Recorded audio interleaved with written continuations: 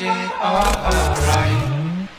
Had no need to fight tonight.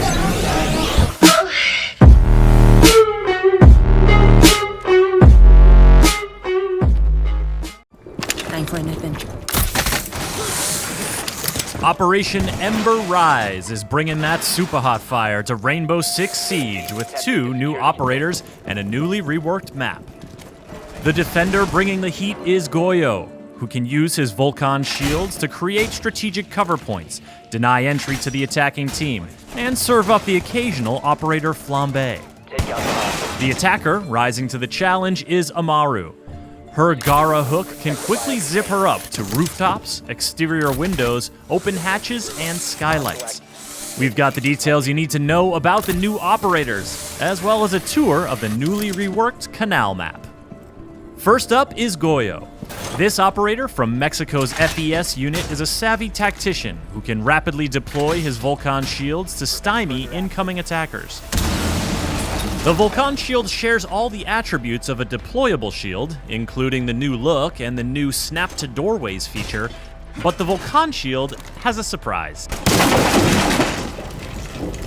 Anytime Goya, his teammates, or even the attacking team sets off the incendiary core attached to the back of a Vulcan shield, there's a small explosion, followed by a prolonged "oh my god, it's all on fire" effect that you definitely don't want to try running through. The explosion can be triggered by damaging the core directly or destroying the shield entirely, so Goya doesn't necessarily have to stick around and be the one to set it off.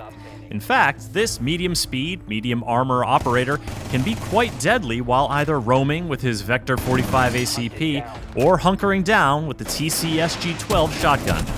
If things go bad, his shields are still a threat even after he's been killed, especially when paired with a Kapkan trap. But the threat goes both ways. While Thatcher's EMP grenades and Twitch's drone can't disable the incendiary core, and IQ can't detect it, the Vulcan shield is still a deployable shield at heart, meaning it can be destroyed, and the explosion triggered by a frag grenade. Or Ash's breaching round. You could also use Zophia's impact grenade, or Sledge's hammer. This is fine. On top of that, anyone with a clear line of sight to the incendiary core can set it off, meaning a poorly placed Vulcan shield can work against the defending team. The goal with Goya is to leverage the power of the Vulcan shield and deny entry to enemies at critical moments, or simply buy your team some time early on. When the attackers are pushing, or when the round is coming to an end, trigger your Vulcan shields to keep them away from the objective or cover your flank.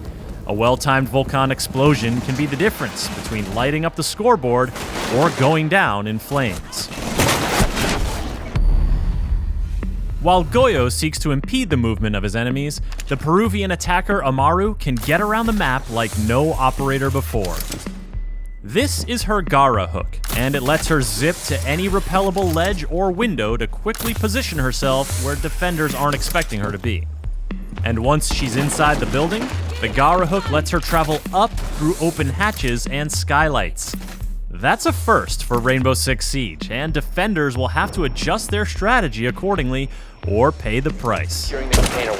When it comes to choosing your destination, the Gara hook makes it easy, clearly showing what it can or could grapple to. You can't grapple to something that's too far away or too far below your position, but you can use the hook for horizontal traversal, as long as you're entering a window. Once inside a building, you can't target anything but open hatches and skylights.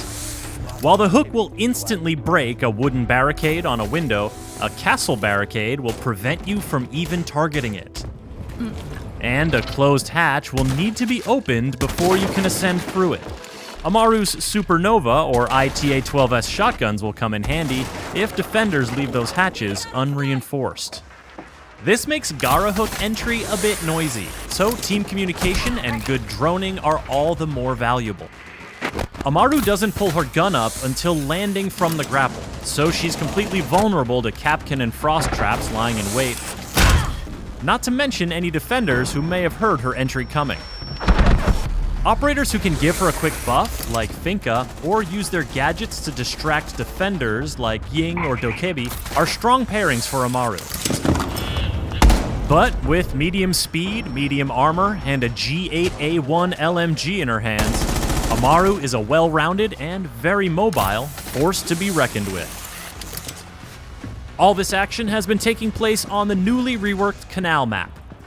The map is still split between two buildings, but an additional bridge has been added to increase building-to-building movement options. There are fewer windows around objective sites, and the rooftops have been reconfigured to make runouts more risky. And additional staircases and color coding throughout both buildings have been added for more rotation options and easier callouts. The reworked Canal map will be free for all players when Operation Ember Rise launches. The two new operators, Goya and Amaru, will be immediately available for Year 4 pass holders, and all other players can unlock them 7 days later with Renown or R6 credits. For more on Rainbow Six Siege, subscribe to this channel and visit us at news.ubisoft.com.